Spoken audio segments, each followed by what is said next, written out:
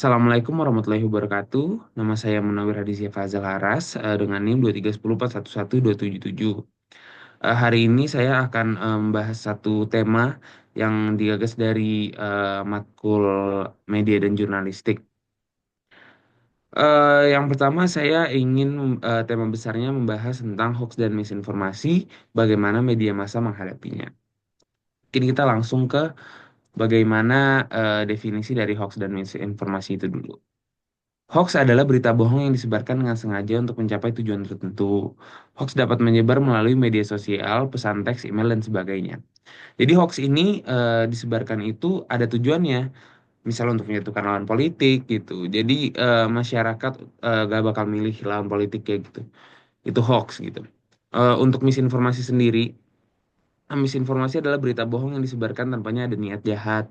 Seperti hoax juga, misinformasi dapat tersebar lewat sosial media, pesan teks, email, dan sebagainya. Nah, misinformasi sendiri itu ada kebalikannya dari hoax, yaitu gak ada niat jahat. Jadi informasi encoding dan decodingnya itu salah mungkin di masyarakat. Jadi informasi pesannya itu jadi kemis gitu. Kalau misinformasi. Nah, saya next. Nah, bagaimana media massa melawan hoax? Yang pertama, media massa melawan hoax itu dengan cara melakukan verifikasi. Mekanisme verifikasi yang dilakukan adalah datang langsung ke tempat kejadian atau menghubungi pihak yang berwenang. Nah, ini makanya tugas jurnalistik juga, misalnya kalau misalnya ada suatu berita hoax atau berita yang geger gitu, biasanya kan dikonfirmasi dengan cari orangnya, apakah ini beritanya benar gitu. Jadi yang pertama dilakukan adalah verifikasi itu gitu. Next. Media bekerja sama dengan pihak ketiga yaitu Masyarakat Anti Fitnah Indonesia, Mafindo dan Polri untuk memerangi hoax. Nah, juga ini tanggung jawab apa namanya tanggung jawab dari masyarakat juga untuk stop menyebarkan hoax gitu, dan juga dari pihak berwajib gitu untuk memerangi hoax. Pasti kan juga ada divisi yang cyber ya untuk pihak berwajib.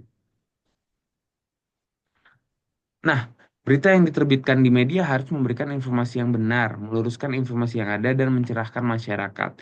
Jadi kalau misalnya ada, sebenarnya poin pentingnya adalah di meluruskan informasi yang ada. Jadi kalau misalnya ada eh, informasi yang dirasa juga janggal, dirasa ini tuh bohong gitu, ya media tugasnya untuk meluruskan informasi yang ada.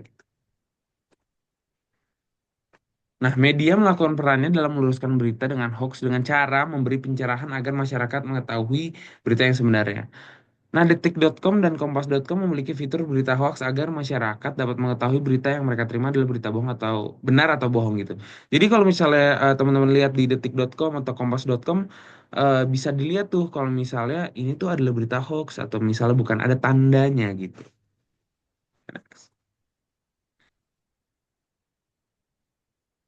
Nah, yang terakhir ini masih yang kelima, masih ada lagi setelah ini. Media mengunggah berita-berita penting yang disajikan dalam bentuk breaking news atau trending topic. Masing-masing media memiliki fitur menarik lainnya, sehingga masyarakat dapat membaca apa yang dia ingin baca atau ketahui dari sebuah informasi gitu. Jadi, media harus mengunggah berita-berita penting dalam bentuk breaking news gitu. Jadi media sendiri orang nggak tahu gitu apa sih yang ingin dia baca gitu. Jadi ketika hoax itu bersebaran, orang jadi nggak bingung gitu.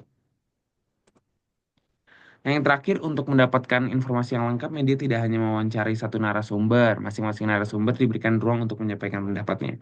Jadi mungkin media harus mencari POV yang lebih banyak untuk memastikan berita itu benar atau tidak. Mungkin sekian dari saya. Terima kasih. Wassalamualaikum warahmatullahi wabarakatuh.